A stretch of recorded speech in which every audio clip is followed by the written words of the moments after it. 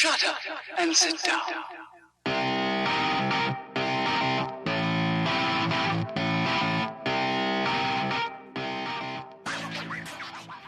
600,000. This is the number of people who die every year in the United States from what are wholly preventable sedentary-related illnesses. 12. This is the number of pounds that the average person loses after 1 year of commuting by bike. Now, when I think about exercise, I think about people getting in the SUV or the pickup truck, driving down to the health club, driving around the parking lot so that they can find a spot close to the entrance, and then going up the escalator so that they can ride on the stationary bike. Now, I'm guessing because you're laughing that there's some truth that you see to this, and it saddens me, frankly. 50. This is the percentage of trips that we take in our cars that are under 2 miles. Easy to bike, easy to walk. I proudly bring you the Fearless Dialed podcast people eaters, Matt Legrand, Evan Price, Lance Heppler, and Jake Von Turing. Now, go shake what your mama gave you while you enjoy the show.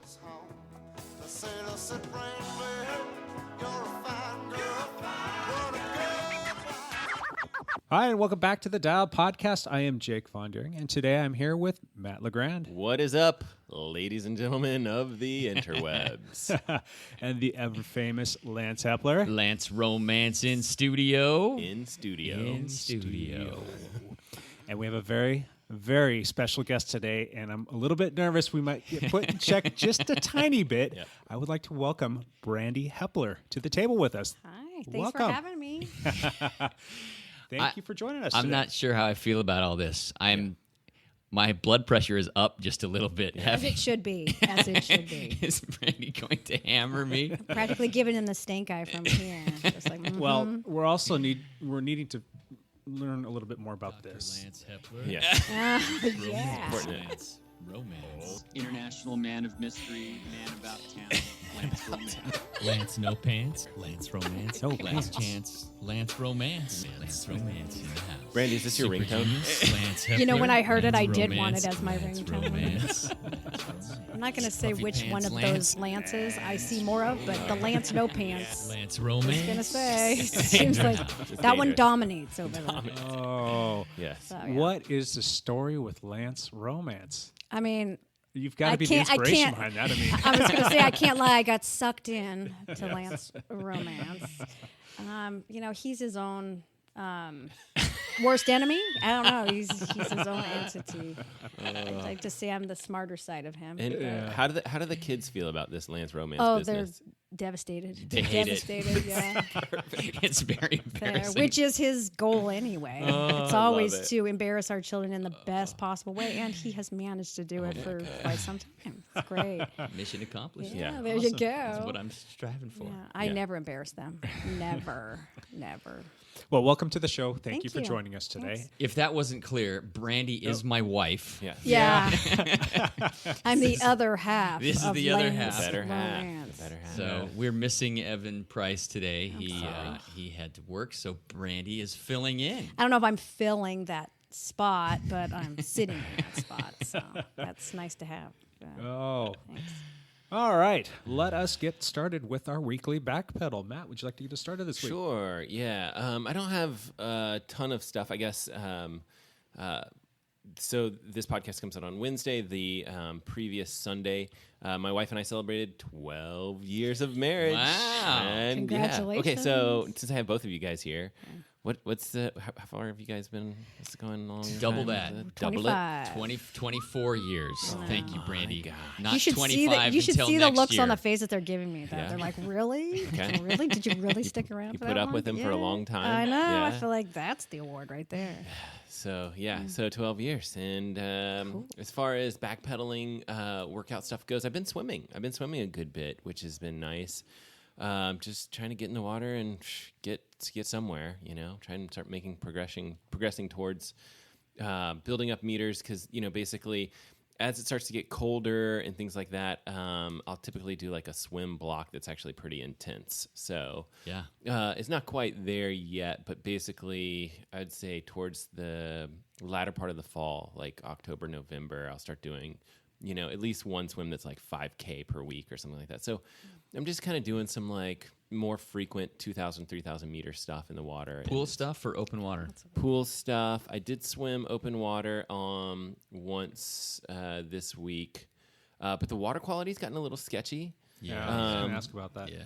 Yeah, and so I'm kind of discouraging people from swimming open water, just because I don't want them to be like, well, Matt said it was okay, and then they go out Right. there and they end up in the hospital or something like that. And the water I swam in was up on Mount Hood, which was super nice recently. And then the other thing I did was I went to Fallen Leaf Lake, which is the lake that's really close here, and I took the buoys out of the lake to discourage people from swimming. Did you really? Yep. Wow. Pulled them out early.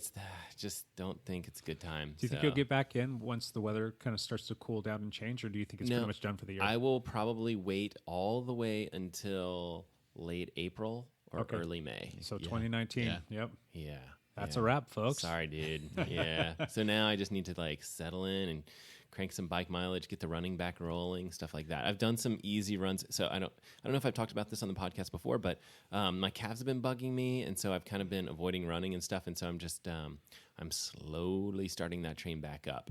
And it's kind of nice because this is also the first week of cross country practice. Or I guess so the podcast comes out on Wednesday. Last week was the first week of cross-country practice. And so it's nice so I can do some easy running with the kids, do all their drills with them and all their weights and stuff like that with them. So it's kind of like I'm sore from You're the head coach for Camas cross-country I high am school. an assistant coach at Camas High School. So I coach guys and girls. We have about 100 athletes and a little over 100 this year. And then there's 2 other ladies that I coach with. So it's a pretty cool group. Yeah, it's super cool. And then one of the ladies that I coach with, Karen Gritsky, you probably know. She does cyclocross in the area. She's like a super cyclist, her and her husband. So. Team Tireless Fellow, yeah. Tireless Fellow. Yeah, got a great little team. Yeah. Super cool group. Yeah, and I love coaching with them. So it's like a family. Yeah, Nice. It's good. Nice. Tell us about that new video that just came out, Matt. Okay. Friday, I posted a Free Speed Friday video on the YouTube, and it's all about sleeves or no sleeves. Oh, I like that one.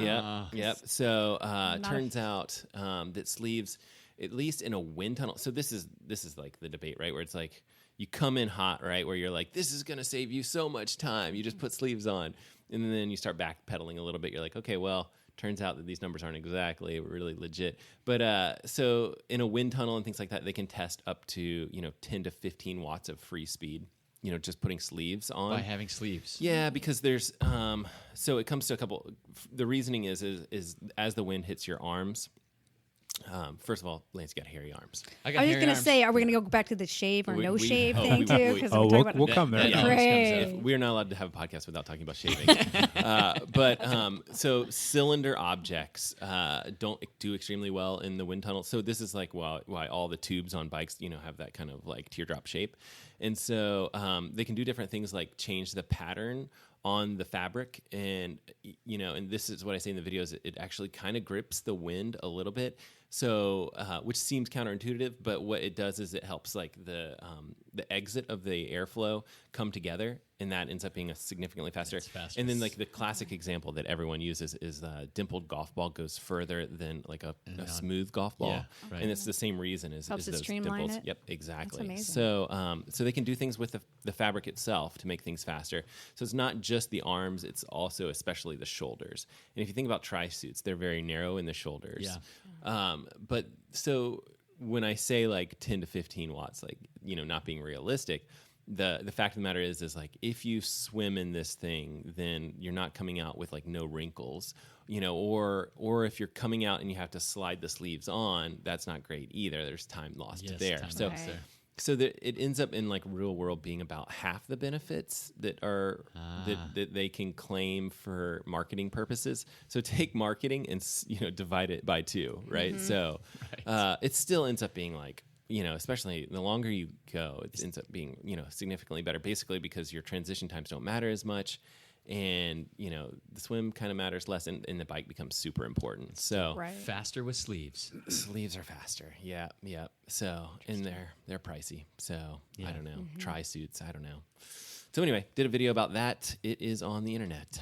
Cool. One more time, Matt. What is the channel name? Well, you can go to youtube.com/mlegrand, or you can search for my name. And if you see some like boy band guy named Matt Legrand that does music videos, I've seen him. You should check it out.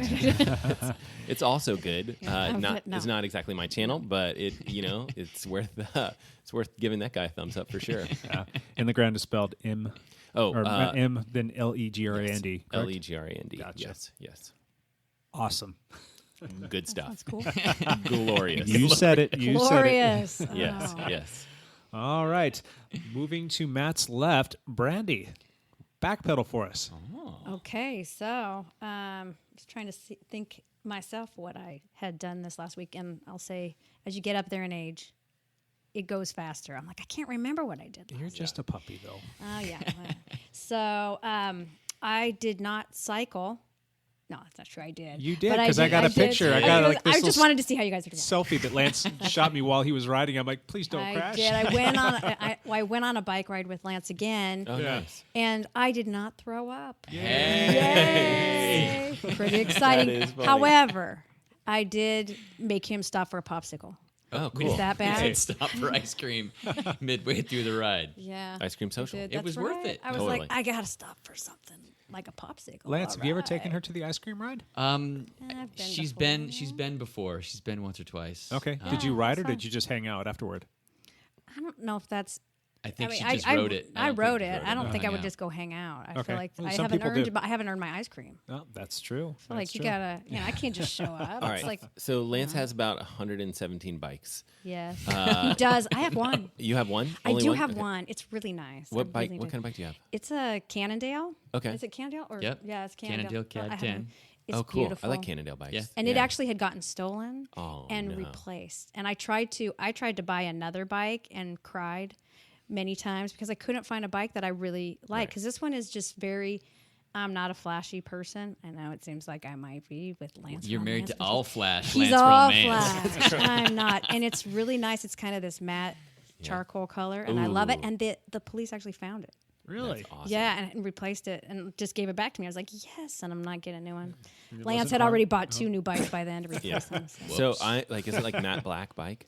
Yeah, it's See, really that's like nice. my dream, Yeah. color scheme. I'm It's simple. charcoal. I wouldn't go Still, black, but that's it's matte, awesome. and I love it. And it's I like would love not that. flashy. Anyway, and it fits me, and I like that. That's and important. It's, anyway, so so it was a great ride, and I enjoyed it. Kind of. There's a whole other story of that. Look, but I we did we enjoy rode it. out to Vancouver Lake and back, and Okay. I every time Brandee says, "I know you don't want to. You're just gonna want to I drop don't talk me." like that. First of all, well, I mean, I that's- feel like that's what I there's hear. no way. Probably just wah, wah, wah, wah, wah, wah. What did you say something? honey? Exactly. So we rode out there, and every time we ride with her, Brandy's like, "You're just gonna drop me. I'm just gonna irritate you. So just go. I won't go with you." And then every time she goes, she sits on my wheel, no problem. Yeah. Until the last section when Did he I'm lance just you? about dying. Did But, he lance you? he could have. He just didn't because he's got to pay a price later. Yeah, But that's the thing. But There's he much chooses. Mm-hmm. deeper consequences for lancing my wife. I tell him to go ahead. And he's like, no, it's fine. And I'm like, oh. So, Brandee, how are the roads out there? Because sometimes I feel like wow. they're always. I feel like so. For those of you guys that don't know exactly where we live just north of Portland, Oregon, close to the Columbia River. And this particular lake that they're referring to is actually, I think it's a great place to ride because it's very flat. And if you want to do some flat stuff, it's a great place to ride. But it's basically, I would say, due west of here Yep. from us. Basically, kind of heading towards the coast, but it basically dead ends out at this huge, big lake, and it's just flat roads. Theoretically, there shouldn't be that much traffic because there's nowhere to go. It's dead ends. Yeah, but that's nice. but there's for some reason it attracts young crazy people that like to throw drinks at me. But Really? yeah, I had this one terrible. ride where I had 2 different cars throw drinks at me Oh on my golly. the same ride. Yeah. I cannot believe that's ridiculous. I know it was ridiculous, but I do like riding out there because if I'm doing It's something nice. like flat or whatever. But the roads tend to get trashy. How was it when you were there? Was it okay? I thought they were not. I thought it was decent. It was was good. nice. Yeah, and I think this time of Again. year too, things are better. Wasn't too bad. The roads are a little And bit I've never better. been out there before. Oh, okay. Yeah. To say Really? that. Yeah, I've never. Wow. I mean, we went out. I think I rode out there one time, but we didn't go all the way into the lake with somebody else. And And I was like, this is great. This is Good. beautiful. Yeah. So it's really nice out I there. like so the it's fact great. that you can just get so many miles out there without any stoplights or Right. stop signs. Yeah, that's true. It's awesome. Just Yeah. flat continuous training, great for training. And I feel like doing last testing, summer too. we would go once a week and it'd be like 50 miles. Yep. And Yeah. it's just like super easy, Yeah. and all of a sudden you've got 50 miles in. That's not bad for an evening ride. Yeah, and our old beaches rides out Yeah. there, those were fun too. Yeah, for sure. Yeah. Until Lance showed up, then they were not. I was going to say, I don't know what ride you guys are doing, but mine was painful. Because with those flat, great roads, Lance is like, okay, let's go. And he just gets tunnel vision, which is fine. I stick on his wheel a little bit. He's being really kind. Because there's times when, there's maybe a mile in between, maybe not that long, but there's a good distance between us. And he Gotcha. just kind of slows down, does some circles, waits for me. I'm like, I'm coming. I'm on my way. I So- think those roads are really good for drafting too, because there's just there's almost there's zero incline anywhere. Yeah. Like I don't Correct. even know. Like Yeah. maybe the speed bump somewhere or something. I don't know. There's nothing for climbing as far as And that's it. He pulled me most of the time. So Yeah, it was that's good. good. It was fun. How fast It were was you fun. pulling her, Lance? We were going like 21. I was gonna say Wow. Good for you, 6. Brandy. Oh, if you're on his wheel and he's going 21, that's still like Yeah. But he's pulling that's me. impressive. No Let's be problem. honest. She sat on Thanks. my wheel and was fine. Yeah. You guys, honestly, the tears that were coming down. Luckily, there was nobody behind me. I couldn't because see that, so I just kept going. And I was just puking out the backside. So it's all good. I got this. No, yeah, and then we also went to a Timbers 2 game. Oh, We have a friend that plays with them. And, Okay. And it was really fun. Except that It's weirder than friend.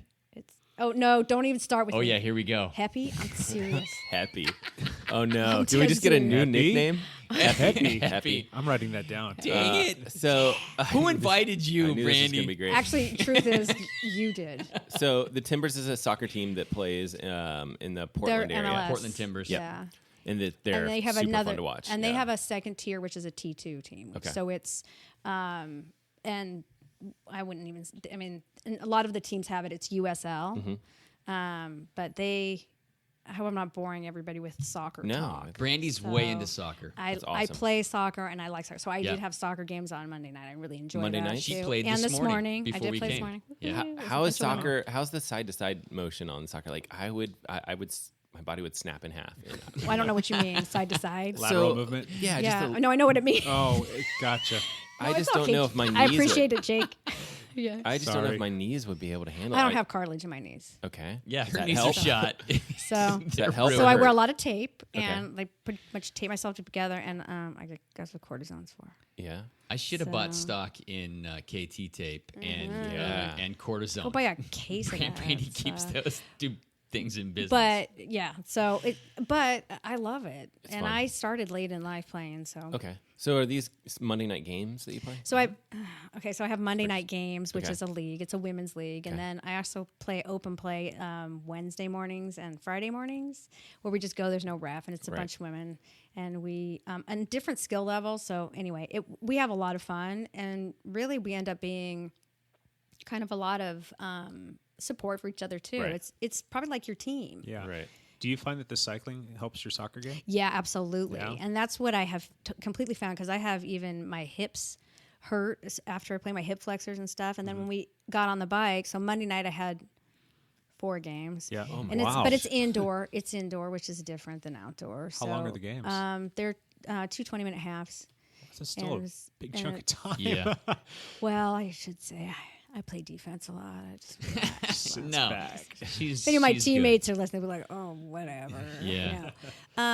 Yeah. So, but the next day is when Lance and I went on the ride, and it was great because it really works out my Listenership, hips, yeah. and it strengthens them. I mean, I feel like it makes a big difference. If I can't do yoga, I guess I'm going to be doing bicycling. Have you done yoga before? Yeah. Okay. Yeah. I need to start doing some Not stuff. stellar about it, I'm- but yeah. I worked hard at it for like 1 year. Mm-hmm. I need to get back on the train because my flexibility it's very embarrassing. I can't stand yoga. How Well, about it puts people me to that do sleep yoga? a little bit. I don't know. It's Even just- the hot yoga puts me to sleep. Because they tell you to put on your yoga pants and your Lance no pants, right? I'm not wearing no yoga pants. I'm not wearing pants. I'm just going no pants. Actually, and we could- yoga in no pants is not a pretty sight. I don't want to see that, please. Lance's downward dog is It could be Lance no yoga bueno. pants. How about Lance yoga No. pants? Lance, No yoga involved. That's terrible. So yeah, no, it does help. But anyway, it was really fun to go to this game, and unfortunately, we sat behind his family. Yeah. Okay. So wait, go back. The reason we go to the Timbers 2 games is we have a family friend Careful, Happy. that is the Careful. starting striker for the Timbers 2. His name's Foster Langsdorff. Okay. He is a local kid, grew up. He actually, the reason we know him is because he dated our middle daughter in high school. So he dated Kelty for a year in high school. That didn't work out.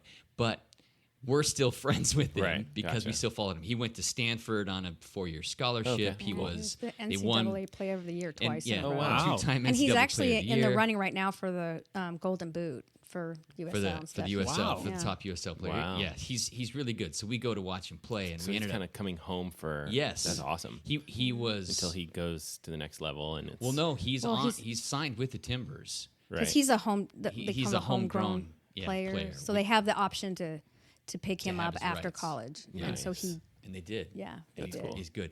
So we went to the game, and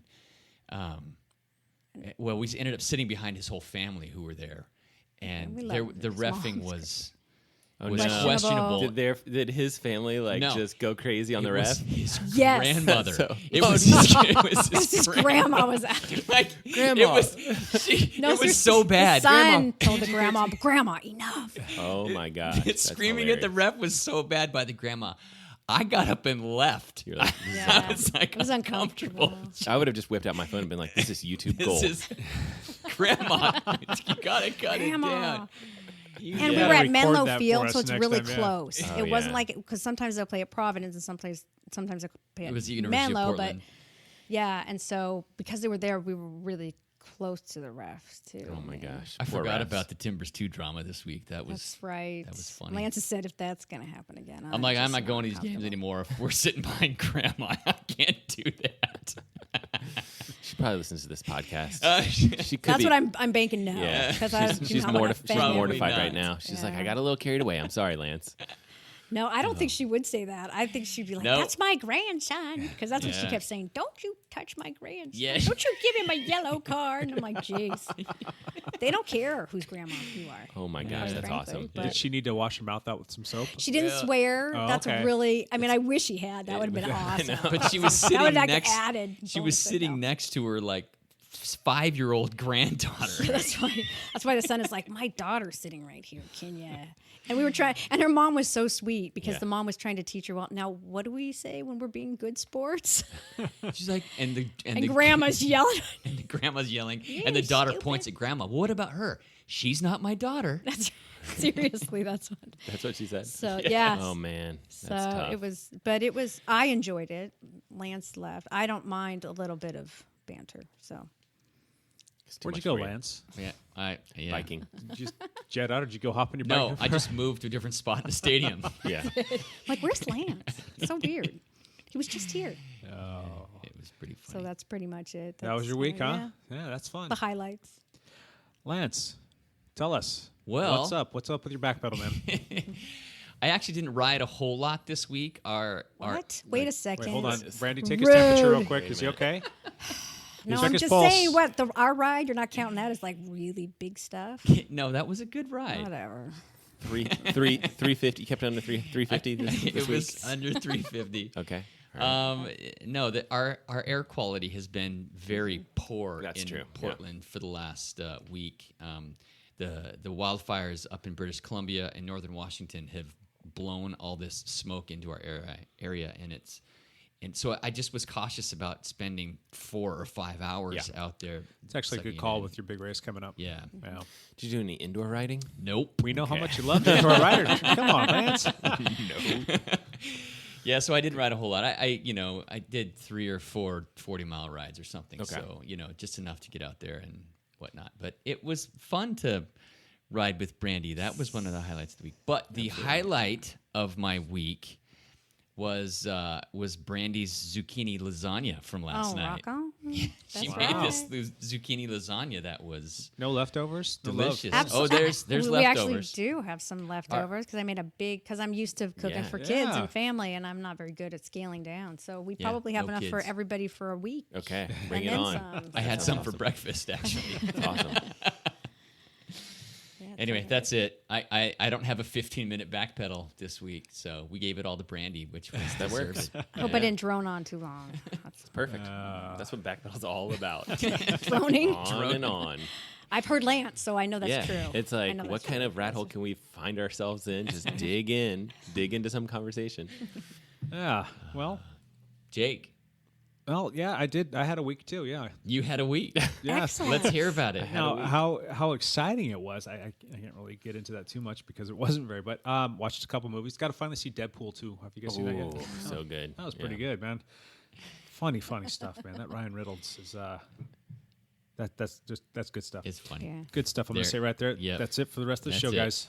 I did have a doctor's appointment this past Okay. week, and I am just slowly crawling through this whole process. The doctor likened this whole recovery process to taking your lawn chair, putting it in the middle of your lawn, and just watching the grass grow. He's like, that's about how fast your recovery is going to be for this Fantastic. particular injury. So I've got another 4 weeks left wearing this immobilizer, and when I'm done with that, we're gonna have a party and we're gonna burn it. We are. Yes, we're gonna curse it. I'm coming to that. Yeah, we're gonna hit it with a baseball bat. And Yeah. I- It's going to be like, what was that movie? Like Office the Space. Office Space, Yeah. where Oh, they yeah. like, take a bat to the printer. oh yeah, That's a good one. these things that are the movie. worst. That's So my stapler. so yeah, Can I and have then my stapler back? stapler. Yeah. We could record that and try to do some Office Space spoof video. you go. That'd be glorious. Yeah, and then he again confirmed that I get to have surgery again in 4 months. So He I get confirmed. some arthroscopic surgery to go in there and do a release. So I'm hoping though that won't be too much of a recovery process, Okay. and it'll actually help expedite the healing, or at least get the range of motion back. Because right now my range of motion is absolutely nil. I was talking to a doctor and mentioning you, and he was saying, yeah, that surgery wasn't that bad, that they basically, need Yeah. to stretch stuff out. So Yeah. So maybe it'll be a necessary evil. So, Yeah. But the highlight of my week was I was invited to go out and give a bicycle safety workshop for a group of Boy Scouts, local Boy Scouts. Oh, so that's nice. That was awesome. Yeah, we got to go out there and basically run through all kinds of bicycle safety stuff with respect to like the gear and talk about their bikes and teaching them how to maintain them. Get into some other little safety things like there's a story that's kind of circulating right now that I recently shared on Facebook about a kid in Western Washington who crashed on his bike. He was 6 years old Yeah. and was impaled by his handlebar because he didn't have a bar end plug or a grip on there, and it actually killed him. And that just like tugs at your heartstrings, and it's just one of those things that's super easy to avoid. So talk to them about things like that. And if anybody here locally in the Portland area, gosh, even if you know me, I'll send you some in the mail. I've got boatloads of bar end plugs. Come on by. I will hook you up for free with bar end plugs if you need to put some in your bike or your kid's bike. Nobody should be riding sans bar plug. But anyway, and then we did a little thing about just bike handling and teaching them like the basics of riding a bike, and the kids loved it. It was awesome. They had a lot of great questions. How old are these boys? They ranged from about 7 years old to about 11 years old. That's great. So the cool thing, though, that really put a smile on my face is they had a few questions about racing because they knew that I was on a race team. cool. And I asked them, by show of hands, who here would be interested in racing their bike someday? And I think every single kid, and there are even some girls there as well, I think that they do something joint with the Girl Scouts as well, but every single one of them raised their hand and said they were interested in racing a bike. And so that's just proof positive that we need to really kick our junior development team into full gear for 2019 and have stuff for these kids to plug into, because I think more kids would go out and race their bikes if they had a conduit. They just need someone to basically show them the ropes and take them out there and basically show them where the races are at, how to train, talk to the parents, and set it up. I mean, just like any other youth sport, they just need somebody to be the protagonist and make it happen. So we will, in our community, make a big difference, and this is going to be something cool that I'm looking to. Very cool. forward to That's next year. great. So, yeah. Jake, I think did, they have no fear at that age That's too, right. and that's when they really want to push it, which is great. Yeah. And that can open up a whole world for them. Yeah. That's fantastic. they didn't, as you're teaching this about bike bike safety, they didn't ask you why you're in a shoulder immobilizer. Actually, they did. One little kid raised his hand and was like, why are you wearing that? Well, so it was a quick You're like, conversation. and then I explained to them what distracted driving was and told them that they have That's the conversation. my Yeah. blessing Right. to call anybody out anytime about putting that phone down when said person is driving a car. So Did yeah. they have like a little safety badge or something that they earned? Yeah. You know Bike what? safety I patch. am not 100% sure on that. Okay. One cool thing that I was able to do. So we have a partnership with BMC, and anytime anybody orders a bike or a Dialed Cycling Lab sells a bike, in these boxes they give us these pretty cheap. Like it's like a little headlight and it's a little rear cool. flashing light and it's a bell. Nobody wants it. It's like the equivalent of reflectors. Like if I put reflectors on your bike, the first thing you're that going to what you do is put tell on me my to bike? take them off. So it comes with every single one of the bikes. Lance just put a light on my bike, and I have to wonder if that's what he was putting on it. No, Just- I'll Lights are show you good. one of these things. These things are not the cool light. I'm sure Lance put a cool light on it. At least I hope you Oh, did, you Lance. think so? Apparently, you don't know how we work. But No, lights are good. but We to want a lights. kid, they see these lights and they're like, "Oh my gosh, that thing is the best." Right, so right. what I do is I save all of them, and I probably had 20 or 30 of them in a box, and then I took them all with me. And so every kid that showed up got a headlight, they got That's a rear nice. tail light, and they got a little bell. And all they had to do is put some batteries in there, and their bikes are all set up for some bicycle safety stuff. That's nice. And I've always done that. Like when kids come over with their parents, and generally speaking, kids that have like a your basic little BMX bike, I always tell the parents that they can bring their bikes in to get tuned up. And if they bring a kid's bike with them, I'll tune it for free because I want to make sure that the kids' bikes are safe and sound. That's nice. So That's they get an great. inspection and basically an easy tune-up. They're not difficult, doesn't take much time, and I'd rather see the kids safe. And then I'll always give the kid one of those little setups, the one that the people that I would give them if they bought a bike would just throw in the trash can. Give it to the kids will use it. It's a lot of fun. So Yeah. we should note some of that stuff and send it off to BMC because I'm sure they're pumped that you're doing good stuff for. Yeah, the I would have community. liked to know that when I had my kids, Yeah. bikes, Yeah. because honestly, that's a great resource. And it's like, okay, I know, I want to Yep. go there. Why not just get it all checked out? Because Yeah. I'm not going to take the time to do it. I mean, Yeah. honestly. Yeah, and there's so many little things too that parents don't think about. You should see some of these bikes that come in. Like the kids are grabbing full brakes and their handbrakes, and they're not doing anything. And it's like, how are you stopping your bike? Or you Adjusted. check a headset and it's totally like wobbly, or the handlebars are turning. I mean, I've had neighbor kids riding up here, and then all of a sudden the kid's like carrying a crank arm over to me. He's like, my crank arm fell off, and I was riding my bike. Yep. I'm like, these bikes are so disheveled. They need some love, and it doesn't take very much. And these are things that can go sideways really quickly and hurt a kid. So, and I actually lost a friend when I was a kid. I was about 10 years old. He crashed, and the handlebar again impaled him, and he died as Oh, my well. So, I mean, goodness. this is like near and dear. I mean, this is something that I Wow. experienced as a kid. It's like, why is Philip no longer here? My mom had to explain to me that Oh, he that's crashed, terrible. and this is what happened, and he died. So, But handlebars rarely impale you if you have the bar end in, Correct. which is why the bar ends Right. are so important to have in. yeah, like USA I Triathlon, need and to I go think check you. all the kids' bikes. Yeah. I have like a gazillion kids' bikes. I have 3 kids. Oh, wow. So I have a lot of kids' bikes, and I just need to and we have a whole bunch of old hand-me-down bikes and stuff, so I just need to go through and check every single one of them. Yeah, Yeah. make sure all Right. those bar ends are there. Yeah, it's sad stuff. All right. But All right, I'm gonna and borrow I- some. I I'm gonna even, borrow like, some of your bar ends. And that goes without say for adults too. Like Yeah. make sure that you put bar end plugs in there. That's why they're in there, not just to keep the bar tape from sliding off, but so you don't give that core sample. So. Right, I had no idea, honestly, Well- about any. I mean, that's the thing is like when you're like, I thought, oh well, no big deal, but it's a big deal. It's also illegal. I don't think you're allowed to bike in a race without them. Yeah. I think you Yep. should get pulled for that. USA Triathlon Yeah. says that you can, Yep. or USA Cycling. Cycling, It's, yeah. you're supposed to have bar end plugs. So, all right, fun stuff. I've been checked on a starting line before. Somebody's For- come through. Because they pop off, Yeah. I mean, hey, you're whatever it missing is. a bar plug. You Yep. can't go unless you've got one in there. Yeah. Yeah. You always had spare plugs in your I pocket. got a spare plug in my special place. Oh my Always. goodness! Keep it with- Stop. I keep it with me all the time. oh, always- When are we going to? always ready. Not.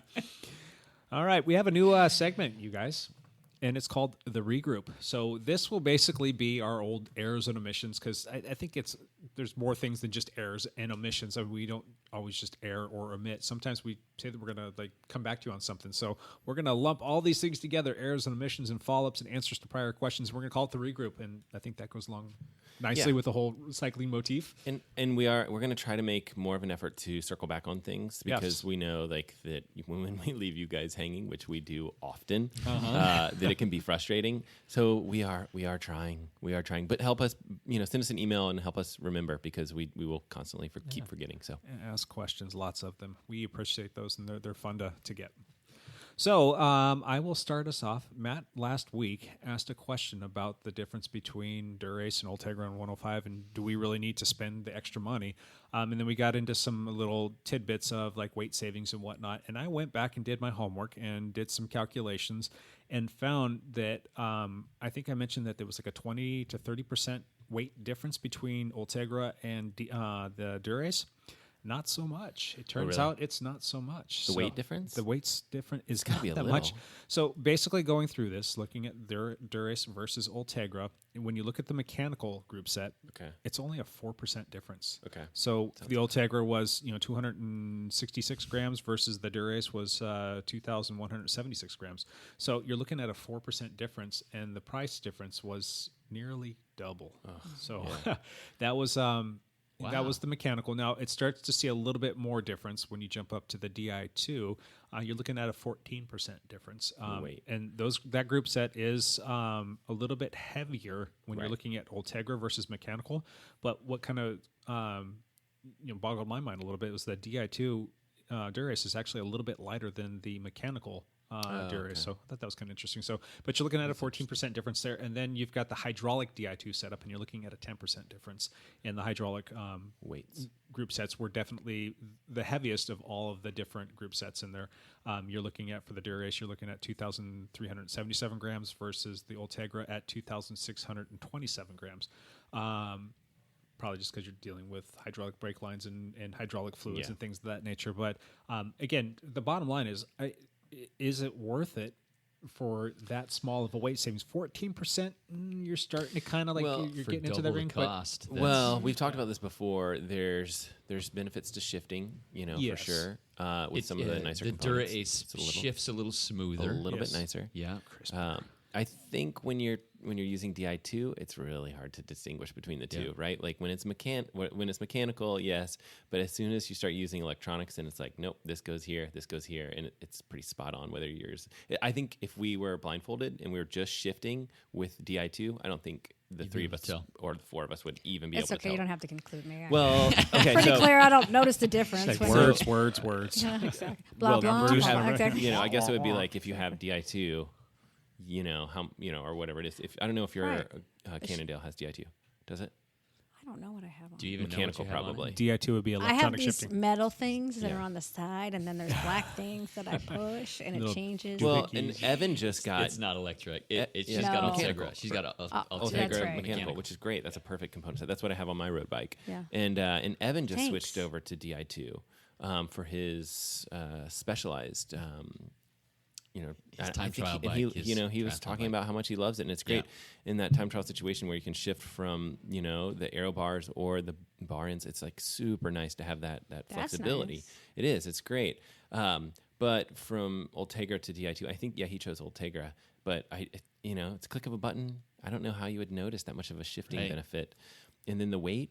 4% or whatever for the Di2. The Di2, 14%. And then the hydraulic Di2 was 10%. So what mechanical was it's a 4% difference. So mine's kind of Frankenstein. I have like a Dura-Ace crank on my race time trial bike, and so the crank has the majority of the weight or whatever, and then the actual shifting components are all Ultegra Di2. Yeah. So it's a nice little happy medium. It seems to shift okay. Yep. I don't know. I'm waiting for SRAM to do 1x12 with electronic shifting. That's my dream setup for the TT bike. It's going to happen someday. So if you know somebody, right, go ahead and put that out there. Hey, SRAM, if you're listening. That's right. SRAM, they probably want to sponsor. SRAM probably wants to sponsor this podcast. Sure, why I not? think they do. Yeah, I think that'd be great. Yeah. We can just talk about So if you know Shmamaless. somebody. Yeah. So anyway, that was my little regroup. Does anybody else have anything that they want to add to the regroup? I've actually got two things. Last week we talked about the single speed cyclocross world championships. Yes, sir. And I had said that Sven Nys had won. Right. Sven Nys is a legend in the cyclocross world. He was the world champion like five times or something like that. But then he'd retired for several years. But he came to Portland to do the race. He did not win the race. He actually took second. It's funny because I think when we were talking about it, we were like, yeah, of course he won. Yeah, he won. Of course he won. Yeah. No, it was another legend, Adam Craig, who is a mountain bike Right, I don't know him. But Demigod. demigod. Right. He actually won the race. He beat Sven. It was kind of funny. Sven used a different name to race under. He raced under the name Stan Nice instead of Sven Nys. Nice. Oh That's my cool. God. Lance, are you trying to take a hint from that? Or you start changing I your should name? change my name. Yeah. What? Romance. Yeah. Rants. Anyway, so I Rance had, Lomance. Rants. Lomance. I had incorrectly said that Sven Nys had won, and we learned that because somebody actually commented on David our Bussey, yep. Facebook page. Thanks for Keeping 'em helping honest. correct us. Yeah, from absolutely. David Bussey. Yeah. Yeah, thanks for correcting us. That's awesome. I mean, definitely great. we need more of that for sure. Just more input. So the other thing is, last week we also talked about nutrition. About that I was, or maybe it was 2 weeks ago. I was on a ride with Michael Myers, and I was trying to take in some nutrition, and I had called it Some what? nutrition. Okay. What is it? Nutrition? And so one of my friends texted me. He's like, "Is that this is not what he said verbatim, but is that basically what you idiots call food?" Yeah, it's nutrition. He said, "Okay, I found a more annoying podcast word than glorious." Man, your friends are nice. He's like, and then he started mocking me. Right. So this is what you say. For date night, Brandee and I went out and got some nutrition. Honey, I'm going to Albertsons to buy our weekly nutrition. Oh my gosh. Oh, he needs to call you out on this publicly so everybody can Right. enjoy. What is intermittent fasting, Lance? Well, Ryan, it's when you only eat nutrition one time per day. Or the best one. Hey, Brandee, did you nutrition the dog today? Oh man. All right, I so love it. I told him that nutrition is a triathlon term and blamed it on the triathletes. Those triathletes. You should Stupid. just They have their own codes. throw them under the bus. Those triathletes. Evan's not even here. We can totally make fun of triathletes. Yep. All right, that's all. That for was my group. glorious. You said that was Ryan? That was Ryan. Thank you, Ryan. Yeah. Thanks, Ryan. Best friend. I needed that. Oh, Matt, did you have anything that you wanted to add? Nope. Like I said, I just don't make mistakes. Love it. Brandee, anything you want to call us out on? I have so many. There is a list, but Okay, we will save that for a little I bit think later that on. I'm gonna hold that tight. All right, yeah. Got a little Wait for that. little time for Brandee. I think I'm leaving the room. Oh, go ahead. We don't need you here. All right, let's roundtable this thing. We're going to get into our first topic, and we are going to talk about training programs. We're going to talk about building them, starting them, and kind of just a little bit of tips and tricks and advice from us. And we're going to run it around the table and see what everybody has to say with respect to training programs. And the reason why this is on the docket is I need some inspiration. I'm going to start building stuff, and I just wanted to kind of find some inspiration for me to actually go and do it. And I'm hoping that having this conversation, you guys can help get me pushing in that direction, because somewhere in the future, I don't know if it's near or far, I need to start training again. And it's absolutely driving me crazy that it's been 80 days since I've been able to really ride a bicycle. I've done 2 very short and not very impressive, we'll call it that, trainer sessions. But I need to get back into this because I'm falling apart. Yeah. So inspire me, you guys. Talk to me about training programs. Sure. Inspiration, no problem. We serve it up on a Yeah. platter. So, I think Lance and I, we just figured we would just chit chat about it. You said what, where, when, why, how. Yeah, just I think especially on the when subject, I think as soon as you have an event in mind that you want for an A race. That's where it starts. So I think so. I think because that's the finished product, right? Where it's like we are training for this, and Yes. after that we are going to have a break. Yes. So Get your calendars out, folks. yeah. So that obviously my example is almost a year from now, in I think July 28th, I'm going to do the Ironman Canada race. So this is the time for me to basically put together a training program. So just like you, this is a great conversation for me to have now as well, where you break out the calendar and we kind of circle that last date and then start working backwards. Yeah. Okay, so I have a question about that. Sure. Okay, so for somebody Yeah. like me that maybe doesn't even know that, I don't see that as a final end, but I do have in my mind, I want to get Sure. fitter. I want to get more Sure. better at cycling. So, what would you say for that? Just sign up for a race? Well, yeah, It I doesn't think even so. have Yeah. to be a race. You could sign up for something that's just a challenge. Go do a Right. century. Go do like the beaches, the ride to the beach. Reach the beach. Reach the beach. Yes. Well, you could do that, or Something like that, or or- anything that's interesting to you, right? Yeah, exactly. Yeah. Nothing's interesting. So. What we're basically Beating saying, Lance is interesting. That to would me. Bring it on. That would be There you awesome. go. what we're basically saying is that the It has to have a finish. Well, the training plan works better if you have a finish in mind. If That's you have right. an event in mind, it doesn't have to be a race. And it For doesn't have to us, be a it's race, races. Yeah. Yeah. And it could Okay. be, so I think you normally do like 20, 40 mile Yeah, rides, right? yeah. So, but you could say something like, I want to try to do a 100-miler. Right, And it doesn't okay. have to even be like a special event or anything like that. It could be, you mentioned that Reach the Beach ride, which is a 100-miler, and you go to the beach. It's pretty cool. You finish on the beach. So it doesn't have to be a race. Do you think it works better if it is an organized thing as opposed to I think so, because there's some commitment to signing up Okay, to. I got it. You fork over. Yeah. It's not a Okay. ton of money for the Reach the Beach is probably Right. $100. I But don't then think it's that much. But yeah, it's more not- about doing the organized thing as and opposed you, There's a to. you level have of a you have a deadline Yeah. too. Okay, I It's gotcha. like Yeah, Okay. that's the first thing. There's a level of excitement of being around other people. yeah, it does make it easier. It does, and there's just like it just kind of drives you. There's a motivating factor behind all these other people out there doing the same thing that you're doing, and there's like this camaraderie that comes out of it. And when you finish, I mean, there's other people around to celebrate with you. It's a neat thing. Okay. Yeah, and I think so that you may be nervous to sign up for something like that, but Absolutely. you would do so well. You would have Yep. no problem with it because there's lots more people to bike with. There's different stops and stuff along the way. You'll realize that you are probably one of the more fit people doing it. Yep. You will be. You will be very amazed. It's excellent, and it would be something that would potentially scare you enough to. For me, it's like this. You have these events or whatever, and it scares you enough to train through the winter, Right. Which is And through the rain. a big part of Yeah. it for sure. And then this season, I didn't have that. I just didn't have that penciled in big race. Nothing scared me, and I gained about 20 pounds. And, Okay, that one. That's Yeah. So it For definitely- our could for see our that. 10th anniversary, Yeah. almost 15 years ago, we actually did a bike trip through the Canadian ice fields, cool. the ice fields parkway from Whitefish, Montana, all the way up to Jasper, British Columbia. Okay. So it was a week-long bike trip, and that was on our schedule for months and months, and and that's true. That you that were really made. that pushed you to get out. So when on I the had bike. an option of to do, let's see, should I go running or should I go biking? It was an easy choice. Yeah. It was like, Right. okay, I'm definitely going to be doing that because that's going to help me, and I Yeah. think that's. maybe you want to do a that's the triathlon. focus. I've done Yes. Don't give not in. well. Brandee has run a couple marathons, Yeah. and she's done several triathlons So- as Sprints. well. Stick to the bike. I'm not that animal. Wait, I'll so, be honest so, with you. I'm so not let's that review. animal. We're back to 2 triathletes at the table. I would Stick never to the consider bike. myself a triathlete. and maybe some 2 cyclists. So Okay. it's all the world. But if is you work- want to do the math that way, okay. that's yes, fine. I do. Yes, I do. I'll take it. So this is good. So I think as far as like when, I think you can start kind of putting together a training calendar when you have that A race in mind. An A race is another one of those like triathlon terms, or maybe cycling terms. I don't Say, love what's those. that? Is that a special race? I don't love those terms. race?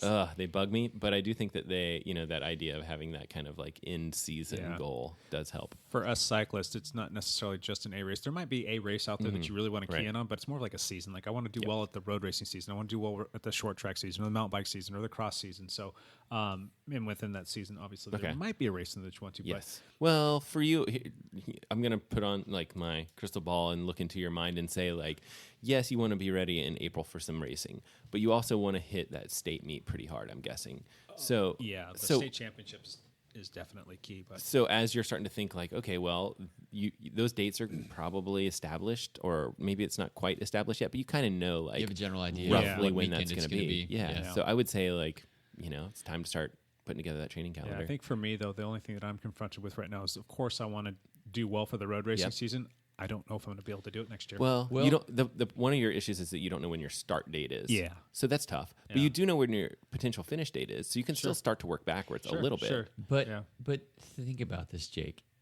How many months realistically is it going to take you to get into decent shape? Because So- if I was to guess, Yeah. even where you've had this disaster for a while, it might only take you 2 or 3 months to get enough fitness back where you can actually do high volume, high intensity stuff. That's true. My inside of a year, typically speaking, from my experience, it's usually like for the amount of time that you take off, it takes twice as long to get it back. That's just like a ballpark figure. So if I'm already at 3 months out, so if I were to get cleared to start riding tomorrow, it's going to take me 6 months to get my fitness back to where I was where you were, when the accident happened. And that's like barring any issues with me not being able to produce power based on the way that my shoulder functions. But, just hypothetically speaking, let's say that the shoulder does heal up and I can get into a comfortable range. I think it's still going to take me a good 4 to 6 months on the minimum to get my fitness back. So depending upon when I can start. I think that's long. I do think too. so, too. I'm going to say you seem like you're in a lot better fitness. Honestly, people that I've seen that have had injuries and probably not this severe, I feel like you have a really good baseline fitness level, and I don't think it's going to take as long as you think. Plus, you're going to have a lot of drive. Yeah. Well, and then once I get back into it and start pushing harder, I mean, I still have to contend with the fact that my ankle gets a little sore still. I mean, I did break my ankle and I had broken ribs. I don't think that's going to be an issue, but the sooner I can get on the trainer, the better, because I can start to reestablish that baseline fitness. But everybody keeps saying you're going to get back and you're going to get back really quickly. Right. And I might get back to a certain level. You might get to 90%, and that might seem great, or even 92, 93, 94%. Getting back to that 100%, that last like 5 to 8%, that's tough stuff to develop and get back into, where you really feel like you're hitting on all cylinders. And, Lance, you are an inspiration, though. I mean, this time last year was literally, this coming, like a week from now, from when we're recording, is when you hurt your back. Correct. And it was Lance laid out, and I've got a picture of it. I should post that up, of you like yard sailed out yourself On my back, on your back, like eyes closed, and you could see that you were in clear pain.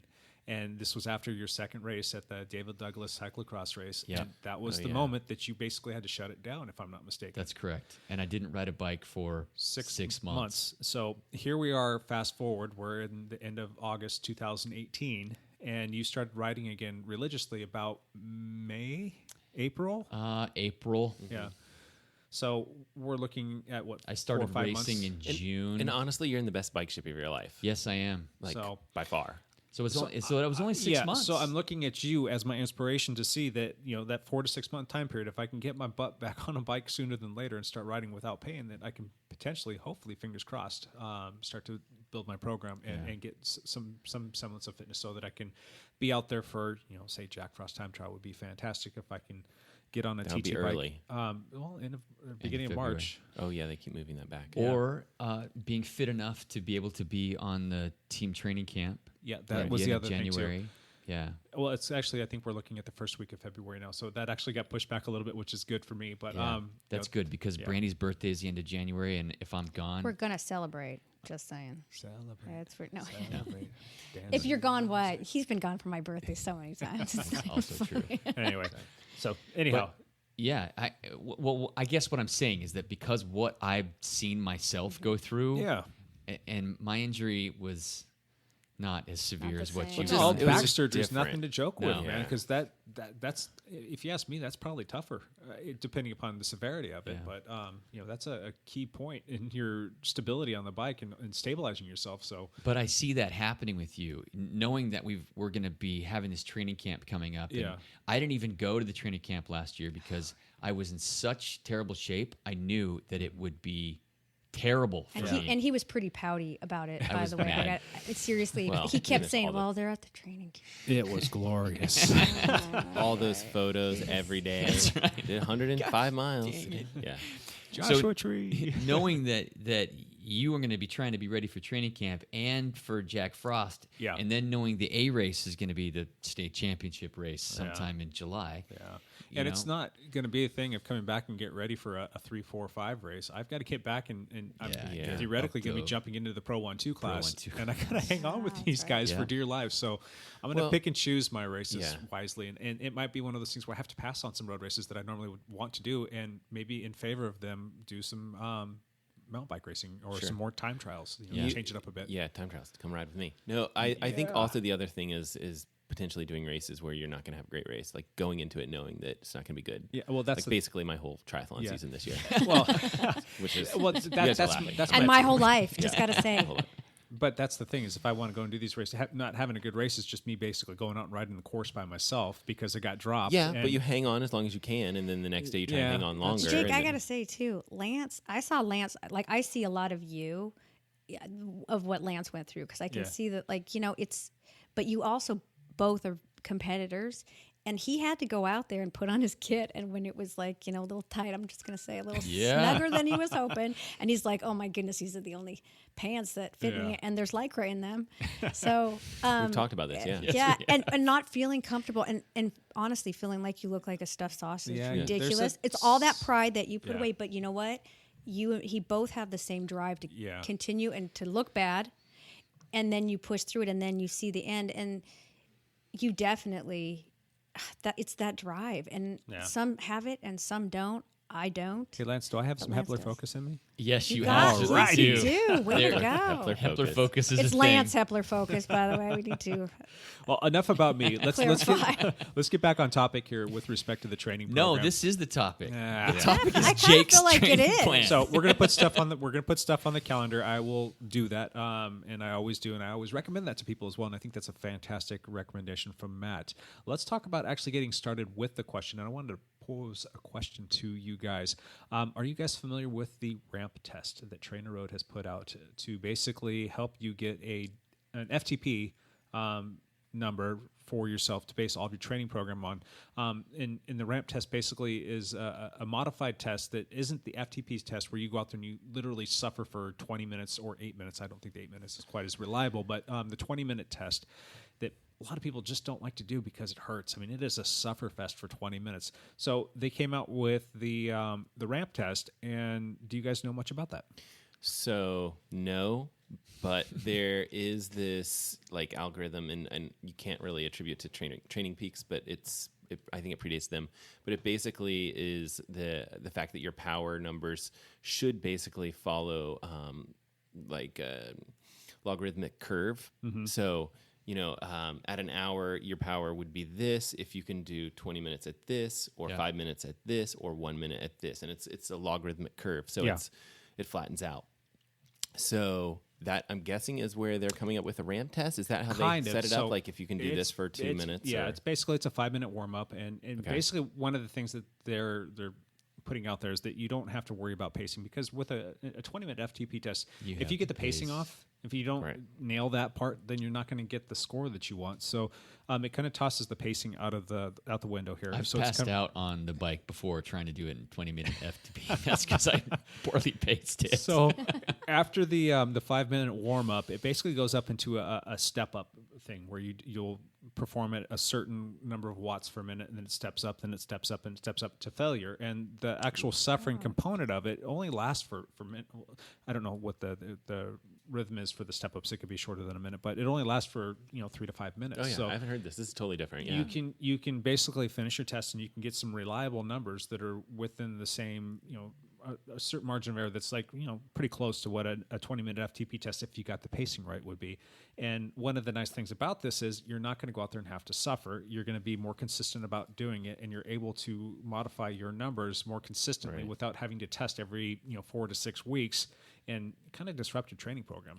So I wonder who great wrote idea. this. Is it It's- Andrew Kogan, or what's his last name? Trainer Road. Oh, Trainer Road. it's Okay, It's so the it's one a that came different out, group. and Okay. I can't remember who it was, but they might have borrowed some of the science behind what you're talking about to apply it to this to a certain degree. But there are all kinds of exercise physiology tests out there that you can utilize for doing different kinds of tests for different things that you're trying to measure. But I thought this was kind of interesting. I personally still think that there is a place for doing FTP tests. I would never tell somebody to completely toss them out the window. I think that you need to learn how to suffer. You need to learn how to pace because there is a training effect that comes from that. Yeah. But when you talk about this ramp-up test, I think it's fantastic for basically getting a measurement of your numbers while you're in the middle of a training program or while you're in a season without having to go blow yourself up on an FTP test that you're going to need time to recover from. I think it's just a matter of whether you're testing yourself with an FTP test or whatever the test is, and if you can find some sort of test that's repeatable, and then you can measure benefits, or in my case is like detriments to your fitness, then you can have like these real numbers to compare. This is your starting point, and then hopefully you're going to end up with whatever it is. And maybe we should just press pause in this real quick and just kind of a little sidebar. Sure. FTP is functional threshold power. So basically, what that number is a measurement of power. Brandee had jotted down on her paper. What is is FTP? So functional threshold power is the amount of power that you can sustain over a 20-minute time period. That's not correct. It's an hour. Well, it's an hour, but it's basically you do a 20-minute time period and you take your power number and you multiply it by 95%, and you get a 5%. It's 95% of what your total 1 hour would be. So the FTP test is typically the 20-minute block of hard. Yes. Sometimes you'll do a work. And so whatever that number ends up being, if you, let's say, this is really low, but let's say just for sake of easy numbers for my little brain here, let's say you had an FTP of 100 watts, then you would multiply it by 0.95, and your watts, then your FTP test would equate out to 95 watts, and that's your FTP test. Right. Usually it's a lot higher than that. It's usually in the 2 to 3 to some people 400 watt range. But right. And so there's definitely different ways to calculate that FTP, but it's basically because you really can't make yourself go for 1 hour as hard as possible with this pass out problem that Lance has. Yeah. That what they do is it's almost like a theoretical number that what you should be able to hold for an hour, right? So you may not be able to actually do it, but these tests that we're talking about for 20 minutes or whatever it is, that's the amount of power that we're using to predict what you should be able to hold for an hour. And then that FTP number, functional threshold power, is used for a whole bunch of different things. Like almost all your workouts would be based on that particular number. And then even in, especially in Ironman racing, or probably for you guys like cycling racing and things like that, you can use that number to basically either govern yourself. For Ironman, I know it's like if I hit 70% of FTP, I should be able to get off the bike and run decently Still be able if to training run. is going right. So there's a lot of benefits to knowing your numbers. And the FTP number's been around for a long time. I think that guy Andrew from Training Peaks, Andrew Kogan or something like that, he came up with it originally, the original formula. But it's just, he could have chosen your number for 2 hours or whatever it is, but it's the standard that's used in cycling, FTP. And a lot of us will even know our FTP numbers. And then again, to backpedal a little bit more, power is basically how much pressure you're putting through the pedals. Yeah, they've got little strain gauges in there that it tells And then us. how do you find these tests? I mean, So there's different tests out there that different coaches and things like that have developed. They're on indoor trainer applications. Sometimes, Okay. yeah. But I mean, so Jake does a lot of coaching and things like that, and he'll probably suggest people go find like a moderate hill that you can do for 20 minutes because you can put out a lot of power for doing those hills and things like that. Could be flats as well, but but that 20-minute test, sometimes you'll even have people do 2 times 20 minutes, I'm guessing. Not necessarily for the testing component of it. That's more of like a training workout that I'll put in there, like an interval set. Those are fantastic. But we'll get into that. I have seen quite a few years back that coaches used to suggest 2 by 20 minutes to calculate that FTP number. But the problem with that is it's hard to replicate because they suck and people don't want to do them. Absolutely. They hurt. Yeah. Yeah, they are very difficult. So I think So only the most motivated ones get through them. Yeah. I think it's just important to have a test that's repeatable. So I use what's on Zwift for FTP testing, and they have like a short FTP test and a long one. And I do the long FTP test. It has more warm up and stuff like that, so maybe it kills your numbers a little bit, but I think it's good because then you just know that you just repeat that one, and then you just. I think you brought up a good point. Just if you can repeat it, that's helpful. Yeah, for a test to be It's valid. like then I can see how I've grown or see how. Hopefully we're going in the right direction, but not always. Right. There was and what needs to be tweaked. There was another test or another like predictor that I thought was really cool, and it was that that one that I was talking about before about that logarithmic curve, and there was a program called there's an additional training program that's an open source training program for your computer, and I can't remember the name of it off the top of my head. It's not alternative to Training Peaks, but it's an open source training program. Yeah. Gosh, what is it called? Errors and omissions. Not Training Peaks, right? No, but Training Peaks would probably have something similar. But it looks at all your all your training data. It's just like we're going to collect all of it, and whatever you have, like whatever your best 2-minute power effort is, it plots that.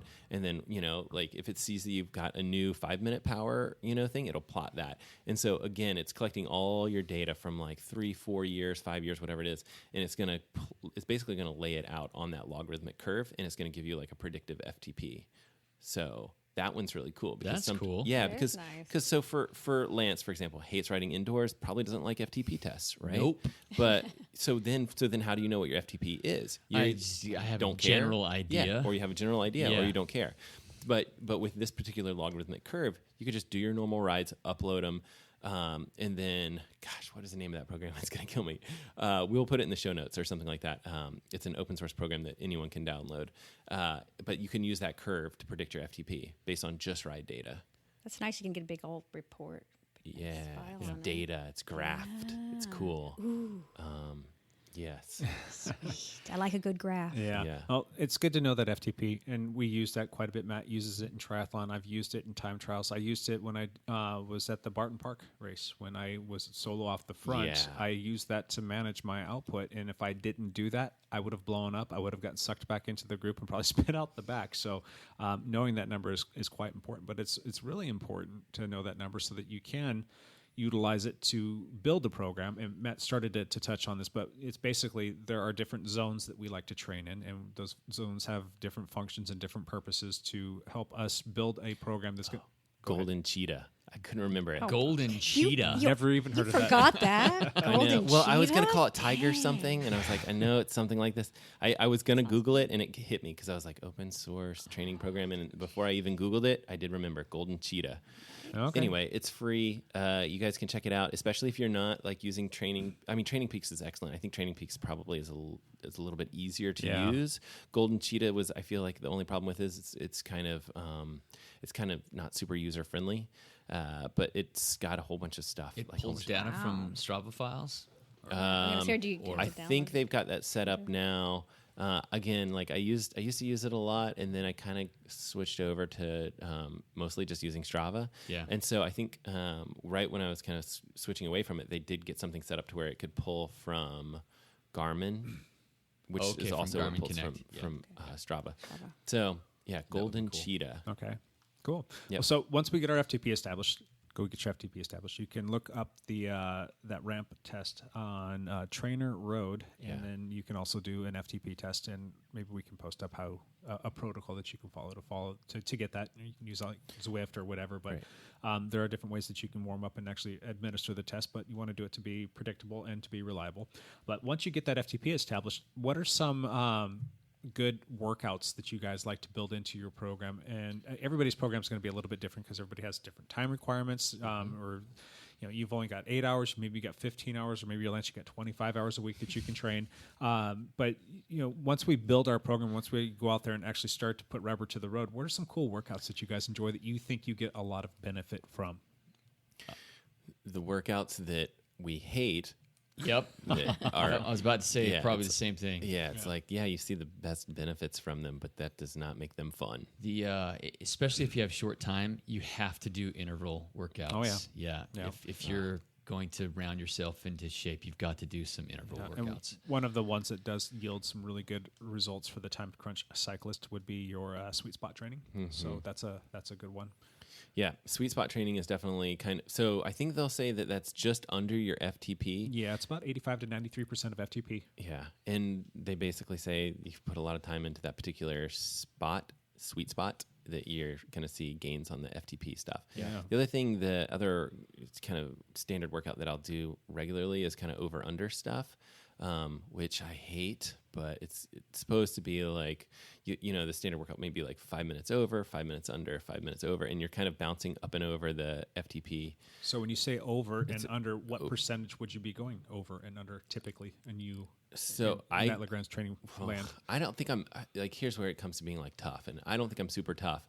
I may be only going really like just barely over 100 to 110%, and then back under somewhere between 80 and 90%. Gotcha.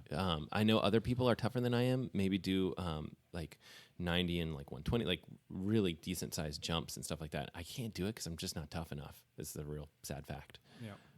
But those workouts are good, and usually it's for me. I don't think that there's a magical workout. I think the fact that you're doing interval workouts is kind of key benefit. Yeah. Like you need to do interval workout, but the exact workout that you do isn't necessarily magical. Yeah. There's some great places. Jake mentioned Trainer Road. That's a company. I think they're out of.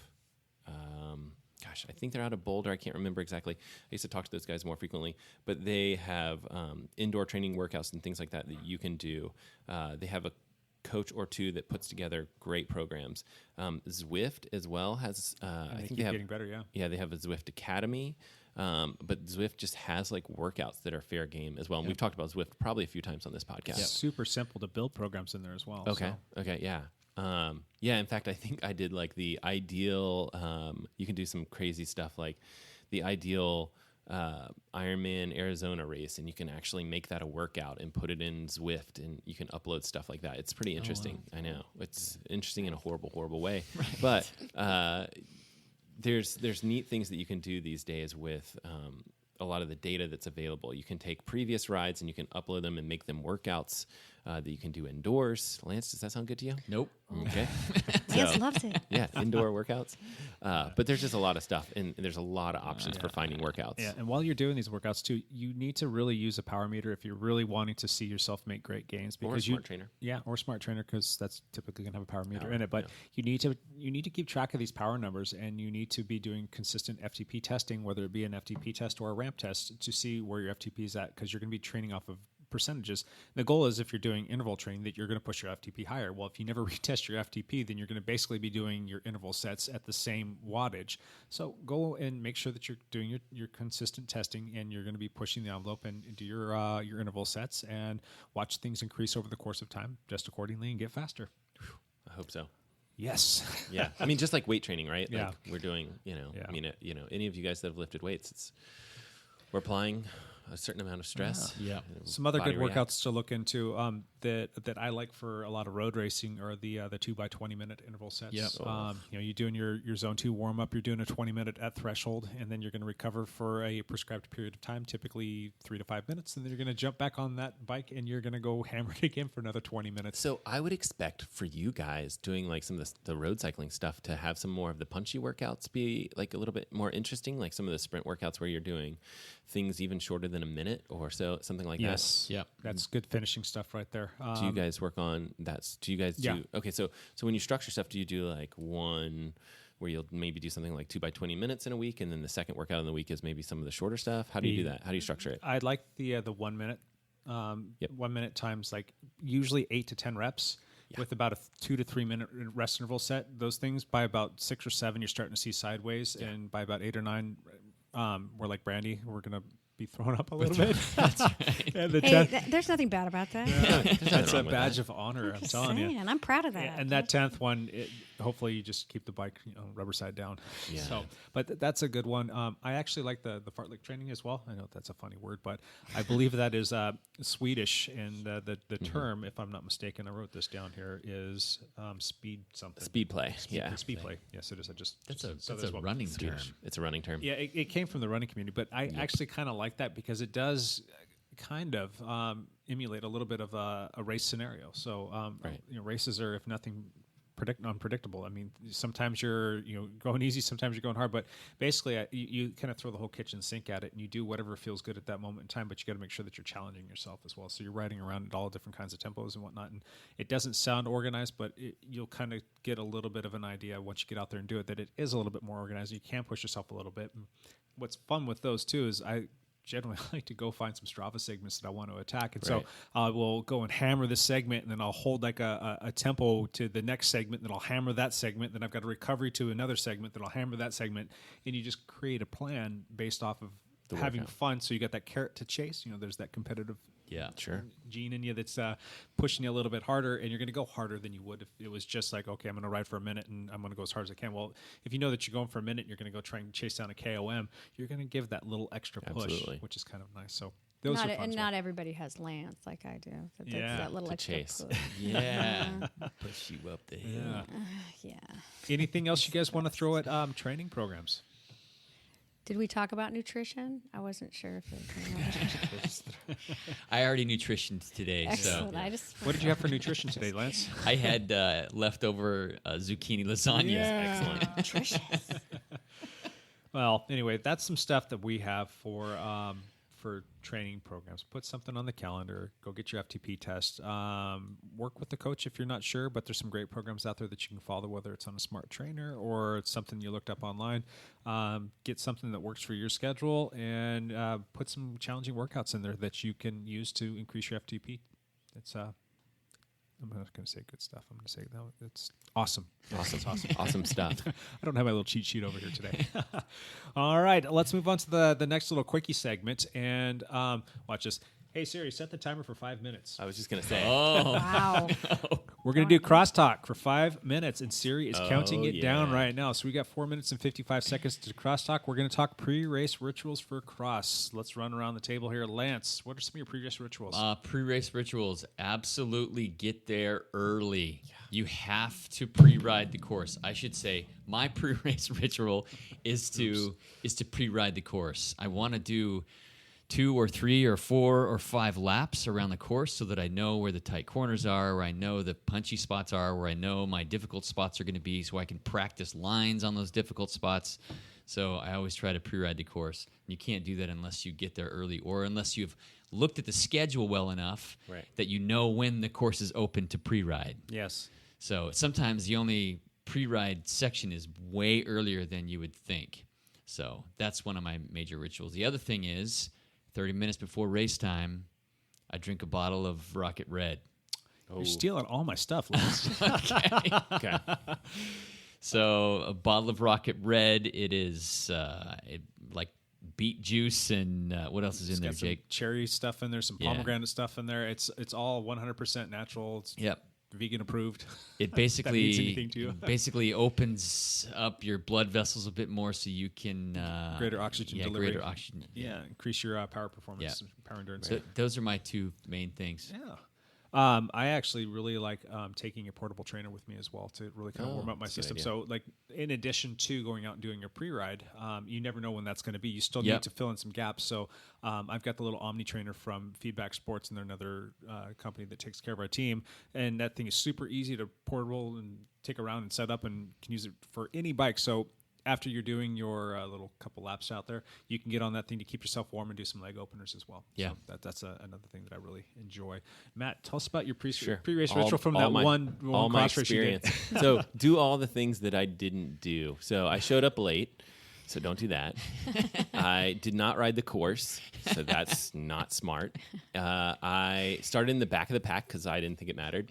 That's very unintelligent. Also poor choice. So if you guys, if you want to follow exactly what I did and what I, then you can end up with the results that I had, which is not I good. hate this and I don't want to go back. I'm never doing this again. So I think a lot of you guys have mentioned this stuff before. Do show up early.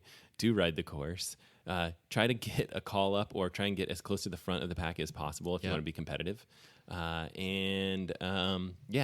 think taking in some caffeine or something like that will help you prior to your race. Definitely doing a good warm up will definitely Yes. help. Yes. So Another one that I can add to that Yep. real quick is doing a dynamic warm-up as well, because cyclocross is, if nothing else, it's a very dynamic sport. You're going to be doing some running, you're going to be jumping over stuff, you're going to be going side to side in certain situations or dealing with like sticky, muddy situations.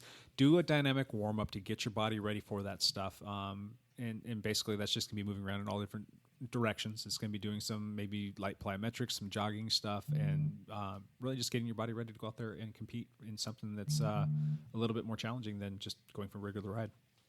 is that our 5 minutes? I heard some buzzing. No, we've got 1 minute and 30 seconds left, guys. Brandee? Okay, so I have actually a negative. Yeah.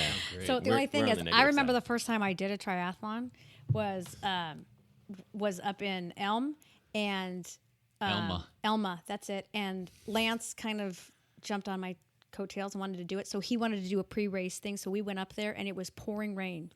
And first time I'd done an open water swim. And I was freezing cold. I hate cold water. Can't stand it. Yeah. And so we did it. And then when we came back to the race the day of, it was really nice and sunny. And I was dumb and wore gloves. What was I thinking? Like water ski gloves or something. And I don't know, because I hadn't done it before. So he'd freaked me out by doing the pre-race thing. So don't listen to Lance. So That's your advice. Don't listen to Lance. No, I'm just saying, I don't know if advice. this is, but I'm just saying, just be aware of what, like, I think sometimes if it's your first time too, and you do don't let it freak you out either. Yeah. Just be like, okay, this just so I know. I don't know why it freaked me out, but Oh yeah. needless to say, I got dragged out of the water by my friend. Lance had gone, but I did beat her on the run, just so we know. Good. Okay. Because that's the kind of friend I am. There it Hey, is. thanks for helping me out. See ya.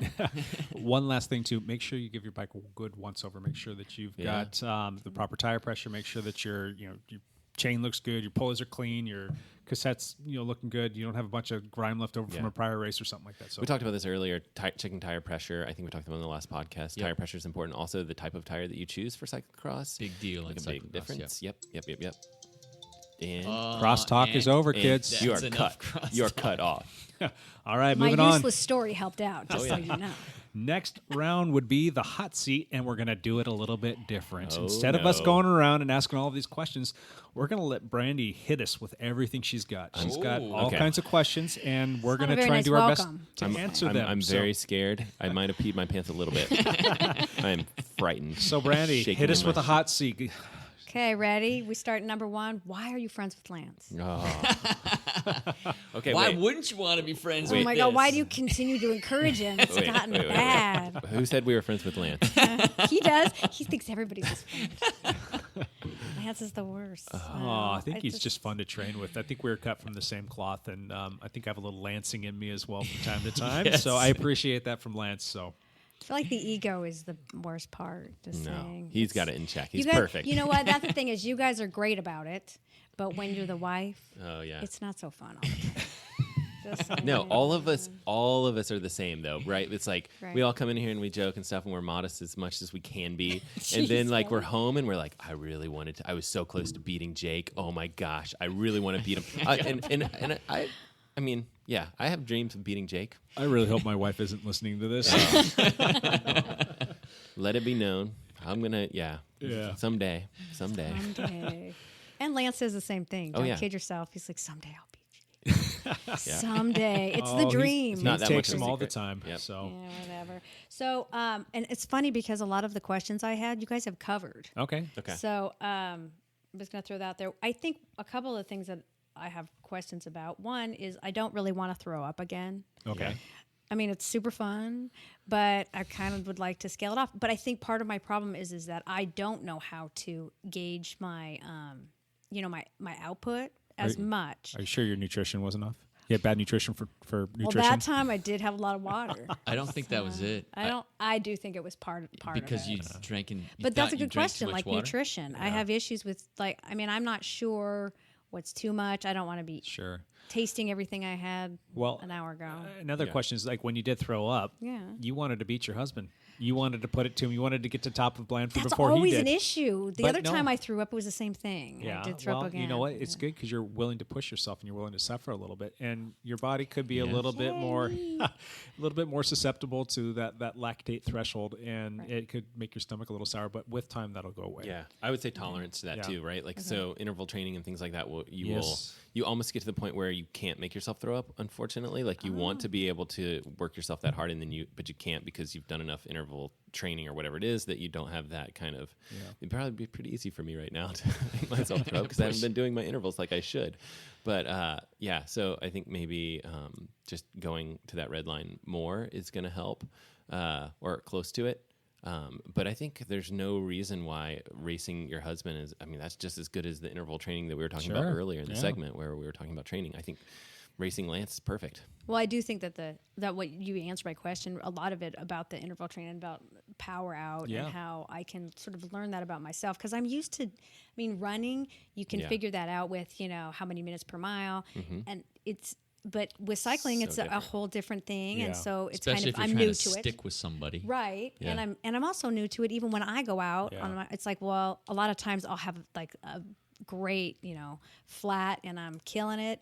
And then I'll hit a couple hills and I'm like, I'm done. Okay. Yep. I'm going to say press pause just for a quick second on that. But are you using Strava? I hear through the grapevine that you may or may not be on Strava. Started she it, is. Yeah. Okay. Do you actually ever get in there and take a look at some of the segments that you've gone through Well, and I see have how you stack two up? under my belt, so I'm pretty sure I'm going really? to see a lot of. So cool. not so much, but I will. Go jump into there and find a little stretch of road. You're like, I like this little road, and go. There's going to be a segment on there. It's a foregone conclusion that segments have basically covered the entire United States. Yeah, In could my be, Oh, opinion. right, could be right. Blanford's. Yeah, but if you go in there and you, No, Yeah, I thank know. you. The one that you threw up on. I'm surprised. I'm twitching when you just said it. Yeah. I started twitching. go look at your times on some of these, and then make that's a repeatable thing. You can Okay. go out there and challenge yourself on those, and that will help you. It doesn't have to be a structured interval, Totally. but that will be an interval because you're going to go out there and chase your time, and you're going to watch your time get faster and faster and faster. Next thing you know, that you're going to be taking some KOMs or QOMs out there. So I did notice I was like 741 on one. Is that really close? Is that You're really so good? close. sure, yeah. You're right there. Lean at the Like, line kind yeah. of thing, That's Yep. great. Kind of thrust your bike forward and then you snag the KOM. So. There you go. But that is good to know.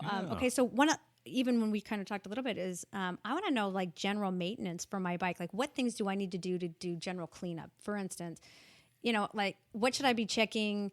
Should I be checking my chain every, couple weeks? Should I be cleaning it? What kind of things like to make sure that my bike is maintaining and running smoothly? Are there things I should be doing every time? I mean, for instance, right before a bike, right? It's like you always pump up your tires. Yes. Make sure. Is there things I should be doing that I don't know that it's just general maintenance or just to check every time? generally recommend that people clean their chain this time of year, probably about every 3, maybe 4 rides. Oh, okay. I don't like to let it go longer than that personally, but it just also depends on how long the ride is that you're going on. During the winter months, you got to clean chain every single time. You're going to start to destroy things if you're not wiping it down, greasing it, and keeping it clean because there's a lot of grime out there, especially when it's wet. In terms of like measuring your chain, it's probably something you can get away with like once a month. Just keeping tabs on it. I'm sure Lance has got a chain checker tool that he can show you. I was going to say all this stuff. I hope you're talking so Lance knows what he's Yes. going to be doing for the Yes. next little Chain while. checker. Basically, just roll it over to Lance. I mean, that's Put 'em to exactly work. right. Yeah. That's Put 'em to work, exactly It's a man. super right. simple thing to do. Yes, tire pressure every single time you want to go and check that and find the tire pressure Yep. that works best for you.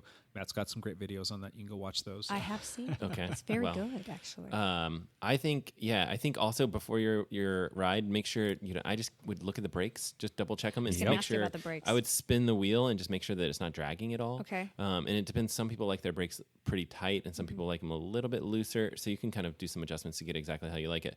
But oftentimes what will happen is if your bike's been leaning against the wall or whatever it is, that brake alignment can get slightly off, and then you're dragging your brakes. So that's one little thing that I check kind of each time, and tire pressure. Yeah, the brake's on a single screw, and Right. basically it can be bumped really easily, and it can rotate really easily. And the last thing you want to do is be losing watts because your brake pad's rubbing Yeah, on your it's wheels. gonna So slow Right, your- it's going to slow your right. time down. Yeah, on I your, love it. sorry to reiterate what Matt just said, That's but I right. just wanted to make But that no, a I little think bit clear that's for you.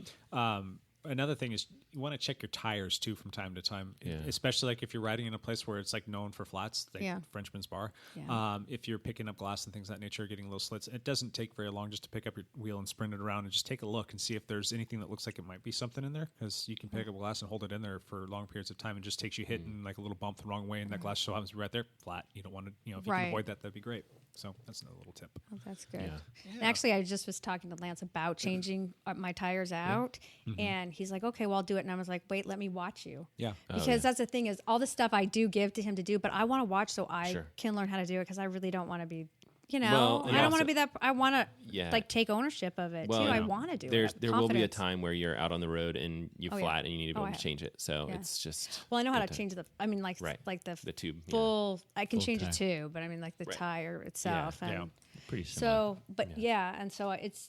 I think that's too. I think that also. I feel like that's one of my weakest things is I'm not confident with that particular the mechanics of it, which makes a difference if I want to ride or not. Absolutely. Yeah. Well, Okay, and so- keep in mind that like all of us cyclists, even Jake, weren't born with information on how to do this stuff. Like none of us. Like we all either had someone tell us or had someone help us or watched YouTube videos or whatever it is to figure it out. Like we did not know this information. Like I did not know how to change a tire. I did not know how any of this stuff worked, but it's pretty fun to figure out if you like doing it, like playing around with it. And it's so I have. That's my next question. Okay. Was where do I I know you have YouTube and things, but really, where can I find out information about this stuff? How can I know that I need to? Some of it you can just go play with too, right? Yeah. Like you could go, like even Lance is going to go out for like a 5-hour bike ride, today probably, and you could easily go to the garage and be like, I'm going to try and change the tire, and like I'll have Lance look at it when he gets back. Oh, okay. Like you could do it and like you would be fine. It's like if you change your tires and you said, you look at the tire and make sure this is the one you want or whatever it is, and or give it a try and stuff like that. And there's definitely little tricks and things like that for sure. You could YouTube video it for sure. There's so many good options that way.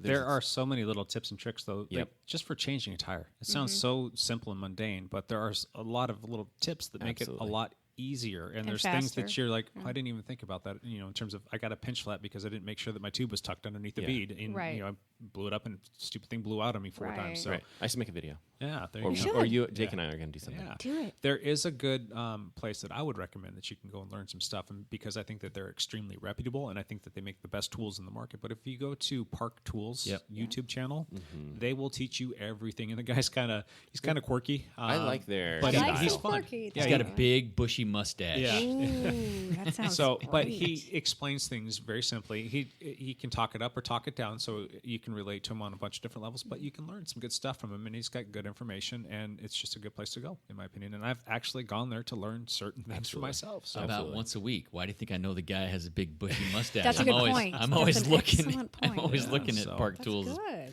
YouTube videos. They do a good job. Yeah. there. videos, Absolutely. great tools. So, Yeah. all right, hit us with another one, Brandee. Okay. The other one is, and it's kind of on the tips and tricks things. When when Lance and I were on our bike ride, we went into the store. I got a popsicle, and Lance told me a little trick that he didn't even know about drinking the Coke. Do you remember that? Flat Coke kind of stuff? I got a or- Coke. Yeah. Well, and I know that sounds like no big deal, but it's like, what kind of, man. I'm curious as to what kind of, if there's some tricks or tips or things that really like just, if you are bonking and you hit the wall, Yeah. what are things that you do to get yourself over that? Because that's, I think, my biggest struggle other than like training, obviously, but when you're out there and you're on the ride, Yep. Yeah. or what are some things you even mentally do, tell yourself to push yourself a little bit more when you're like, I got nothing, or I'm bored out of my mind. Well, I think what you did was like stop and grab a popsicle. I think that's awesome. I think I've been on these rides where, I wasn't as strong as the group that I was with, and, they broke away from me or whatever it is, and I say, all right, I can get myself home. And usually what that means is I'm going to go to the grocery store and grab sometimes I'll grab like a big thing of Gatorade, and I'll just sit down and drink it and like take my time, and then I'm back going again. Right. So it's going to take time because if you're taking in calories or whatever it is, whether that's a popsicle or a Coca-Cola or whatever, there's a little bit of time lag before it kind of kicks in and gets going. Right. Coca-Cola is going to be good because it's basically sugary syrup with caffeine. All of those things are performance enhancers. So nice. So those are good things. In fact, in Ironman racing, you've seen this before. They have like the Coke sitting out and they let it get flat so that you can drink it a little bit easier. Right. So oftentimes they'll have those, and they'll suggest doing those very late into the Ironman races because they're a little tough on your stomach. Yeah. But they will work for sure. Yeah, it's going to assimilate a little bit quicker too because it is a fluid as opposed to a solid that your body's going to have to break down first Right. before it can assimilate it. So it's a good thing to get into you quickly if you're really on the bubble of like, hey, I'm in Bonktown and I'm not going to be able to do this. Are there ways that you can position your body too? And I'm just curious because I know, like, for instance, running, if I'm, tired or something, a lot of times I'll make sure I'm tucking my hips in a little bit more, or do you know what I mean? There's things I can do to position myself. And I'm not sure if biking, like if I'm stressed, do you sit back a little bit more in the saddle, and do you wanna try and have- pull up more Yeah. with your legs? I'm just curious. Well, you just want to have a good, clean, round pedal stroke. You Yeah. don't want to be like pistons. You don't want to be doing that. You want to have a nice circular pedal Mm-hmm. stroke. I mean, obviously, you're going to get a little bit more push on the front side than you are going to be on the back side pulling up with your hamstrings. But make sure you are engaging your hamstrings. Make sure that you're not too far forward on your saddle. A lot of cyclists, myself included, are guilty of the shoulder shrug, and you start to get really tight yes. traps. So you want to make sure that you get those down and relax, and make sure that you engage your core so that you've got good balance on the bike as well. So that it takes a little bit of pressure off your hands if your hands are getting a little numb or tired. That's another little tip. You may That's see good. people scoot back on the seat when they're climbing. I think is one of the things that they'll say, like, if you're further back on the seat, you can drive more power on the climb. And then if you're kind of on the flats or even maybe downhills forward on the seat and rotate your hips forward, so it's more aerodynamic and things like that. Okay. So there's some different slight positions that you may, and when you're doing those really long rides, sometimes it's just a matter of just like changing for comfort. Right. Just a little bit. Shifting a little bit. Yeah, put your arms somewhere different just to move things around, because you need to kind of shake it up and move things around a little bit. Okay. Good. Any last questions for us? Just about fit. I was just Bike fit? curious. Yeah, just like Lance. I Bike was fit? Yeah, bike fit. Like I was just wondering though about things that just I me think- personally. He was telling me like I was. Yeah. I kind of put my seat up a little bit more because I looked at a picture and I thought it looks. Low. And so he's like, your legs should be at a 30-degree angle. Or whatever. And Yeah, I was like, something well, like that's that. something I just don't know. Yeah, those are things. I mean, you want to look at basically your knee. You want to look at your hip. Well, these are obviously all your joints, but your shoulder and your elbows. And basically, your shoulder's going to be at 90 degrees. Your elbow's going to be about 15 degrees. Your hip should be about 90 degrees. Your knee should be somewhere in like the 20, it's kind of aggressive. 35 is too slack. So somewhere in that happy medium in there. Okay. And making sure that you kind of hit all those numbers, make sure that your saddle height's the right height so that you can find a good, comfortable fit so that you can have the best endurance and you can generate the most power without wasting anything. And Right. so when you see someone with their seat too high, what they do is they kind of shift back and forth this Yeah. way on the bike because Right, they're when actually they're cycling. stretching Yeah. more than they should. So there's some, that's definitely a good spot. But it sounds to me like your bike fit is pretty good on your bike. And that to me is probably one of the greatest things that you can do because then you're more comfortable on the bike for some of those long rides. I'll let Lance borrow my goniometer and you guys can go home and measure each other. Whoa, that just sounds cool. That does sound cool. It's not as cool as it seems like it because it's just this little foldy thing. Gosh, you just I you know. ruined the dream. I did. thought It was sounds something- like it's probably got. Never mind. now. Does that thing have lasers on it? Wow, let's pretend it does. It does, Just I'm for sure. now, Yeah. All right, and I know that it's your hot seat, but I'm going to ask you two quick Uh-oh. questions before we move on. Uh-oh. Hey, this is a trick. Tell me about your artwork and where we can see it. Oh my Oh, gosh. God. Seriously. You can see it in my studio, in my house, right now. In But your house. Do you yeah. have pictures posted anywhere where we can see some cool there artwork? is some probably on Facebook. I'm not Okay. very good about social media. I'll be honest with you. I'm Or what? self-promotion. She's not Yeah, very I'm good the at that. worst about. I'm one of those. Do you have a artists. Facebook page for it? Do you have a website for it? Could you have prepped me on this? I'm just curious. Then I could have been like, That's yeah, the hot seat. That's no, the whole I premise know. behind it. No, I end up. I mean, you can see my work if you're in the detention center in the juvenile detention juvenile center detention downtown. center. Actually, that's one of my There's a- hangouts. That's So- right. There's a beautiful. I made great. There's a Can I great one. request from you that Yeah. you send over some pictures that we can post up so that we can all check them out? And I want to hear what Sure. people have to say about Yeah. it because I've heard it's pretty Okay. spectacular Oh, yeah. Thank stuff. That'd be you. cool. If you're in Sun Valley, there is. I do have a piece of art in a store in Ketchum. Yeah. So yeah, and the odd thing here and there, but I will definitely make sure you guys can. Yeah, sure, I'll get you some. Yeah. Would you consider having a website for your art? I would, except Okay. that I don't know how to do any of Okay. that. Well, so- I know a couple we can- guys who Yeah, probably we can do that. talk about it. Yeah. I mean, some Wow. easy stuff to do. But Yeah. Okay, Matt, great. how about a video, Matt? Thank you. Matt, Yeah. You could do a video over there. Yeah. I'll help you. yeah. Jeez. No, definitely. I think you should have something, that you could do that. And then if potentially people want to buy stuff, they could actually buy it right through the website too. So you have so many options that way. It's like you were in my head. I've often yes. thought of that. But Well, I yeah. don't know how to do that. And just think it's- my age is showing. I get it. Well, no, I just think it's just like one of those things where even if it's not really for selling stuff, it's just nice to be like, hey, you do something and you love this piece, Yeah. like put it out there because I want to see it. And then like Lance was saying that you had like an art show and he told us after the fact and I was Yeah. like so angry. I gave him Thanks, Lance. I gave him this look like this, like Those very are really angry. nice. It was kind of like your look that you've been giving him the whole podcast, but Right. But What are you He's working used to it. That's why he couldn't even feel it. on? Yeah. What are you working on right now? Oh, right now, becoming a better cyclist. Oh. Right now, well, you know what? Sun Valley, I will say, I'm always inspired when I go there because I have a lot of extra time, Sure. and so, I'm actually right now I'm working on a couple of Prismacolor pieces, Okay. which is colored pencil. Okay. And I like doing children's art a lot too. So I have a couple pieces that way, and then I'm sure whenever I'm there, I like doing landscapes a lot. So Wow. they tend to interest me. oh yeah. I have a little bit of ADD, so I'm kind of all over the place. Nice. But thank you for asking. Yeah, I want to see this stuff. So one last nice. quick question: Are we going to be able to convince you to race your bicycle? Oh, that's a That's a mean. dirty question. That was actually You would look in the glorious hot- in orange. in the hot seat questions. I actually had some of that, but I put it aside. Just like, when do you know when you're ready to go there? When Do you when you don't barf on a ride, or is that not the threat? I don't know. You just show up and you do your thing. He tried to get me in one. I feel like if I can't represent you guys properly, there's no. Just think they let me on the team. I know, right? No, So, and I can't represent well. that's not true. I just like this podcast. I just don't want to dumb it down. I don't want to, be a bad representation. No of way. you, That could so. be an event that could scare you enough to train more. Potentially, right. if you were kind of like aim for something next spring.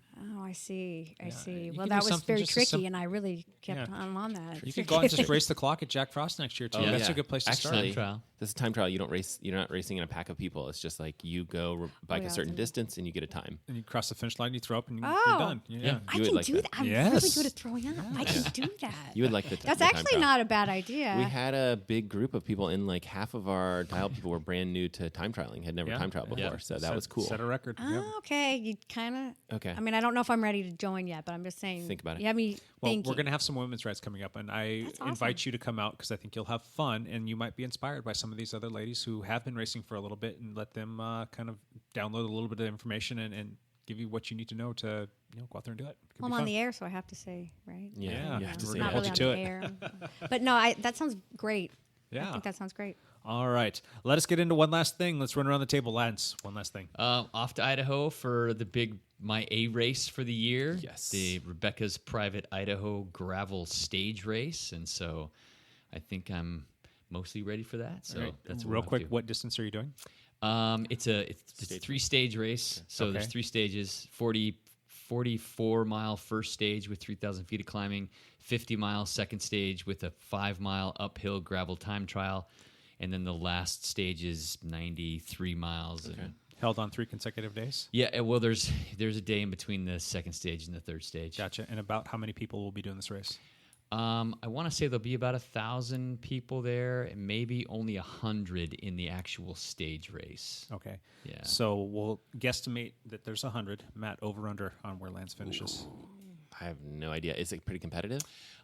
Ted King won it last year. Okay. Yep. Former pro. So maybe like 25th?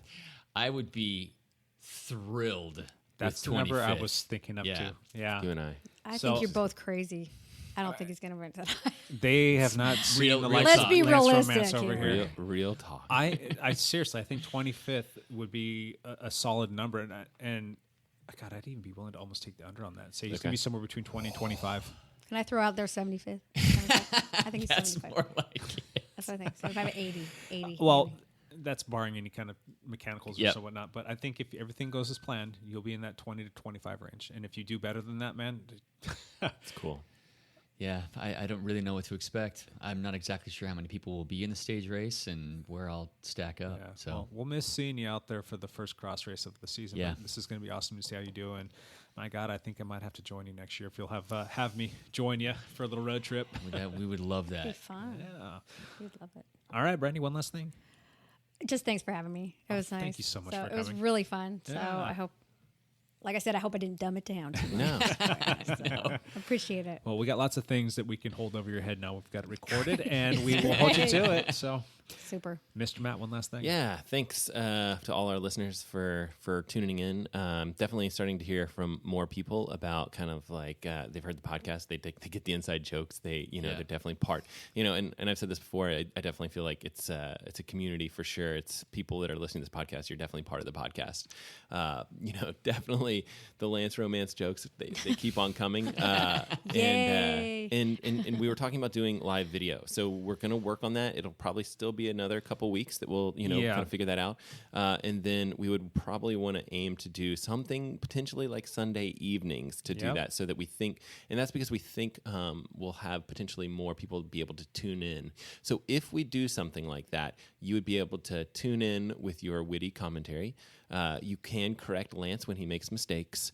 Often. Again, I don't make mistakes, so that's not a problem there. And so that may be an option in the next couple weeks. We're just going to work on it. And where would people generally go to log in to watch this thing live? Would it be on YouTube, or we're going to do Facebook, or can we do both of them simultaneously? So I think the goal would be to do to live stream to multiple platforms. So that would Okay. be I don't think we can do Instagram, but we can do Facebook and YouTube. I know YouTube would probably be the easiest one to start with, and that would probably be on potentially on like a dialed channel. Yeah. Fun. I can't wait to do that. I think we're all set up. We're ready to go. We just got to work out some technical things on our end, and we'll let you guys watch us and chime in. Yep. Fun. All right. My one last thing is to reiterate what Matt said. Thank you for everybody who's listening and giving us feedback. I love it. And that we're well into the 50,000 listens and downloads, which is just, it blows my mind. And I really appreciate everybody that's come out and done that. And I guess this my one last thing, part B, is somebody needs to design a better shoulder immobilizer that is more comfortable to wear.